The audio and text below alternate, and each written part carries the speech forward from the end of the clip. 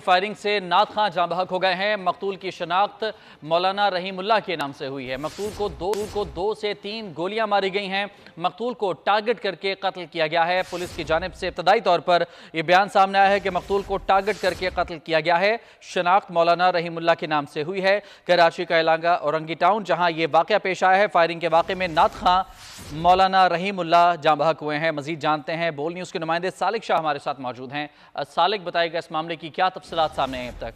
जी बिल्कुल, ये औरंगी टाउन का इलाका है जहां पर शादी हाल के बाद फायरिंग करके मौलाना रहीमुल्लाह तारिक को कत्ल किया गया है। इस हवाले से पुलिस हुक्काम का ये बताना है कि मकतूल घर से जा रहे थे, उनको रास्ते में मोटरसाइकिल पर मुसलमान ने जो फायरिंग से कत्ल किया गया। मकतूल को 3 से 4 गोलियां मारी गई। मकतूल को ज्यादा जो गोलियां हैं वो सर के अगले और पिछले हिस्से पर लगी है। इस हवाले से पुलिस हुक्काम का ये भी बताना है कि मकतूल नाथ खां थे और उसके अलावा करीबी एक जो जामा मस्जिद थी उसके मौजन भी थे। और इस हवाले से पुलिस हुक्काम हिदायतों पर यह बताना है कि वाकई तरह से जो है टारगेटिंग शाखा ने से मजीद तहकीकात की जा रही है और जबकि अतराफ के इलाके की सीसीटीवी फुटेज हासिल करने की कोशिश की जा रही है ताकि ये मालूम हो सके कि वाकई इस तरीके से पेश आया। लेकिन पुलिस का ये बता रहे हैं कि मकतूल की लाश को थोड़ी देर पहले अस्पताल मुंतकिल किया गया है या ज़ाब्ते की कार्रवाई अमल में लाई जा रही है। जी बहुत शुक्रिया आपका तफसीलात के लिए सालिक।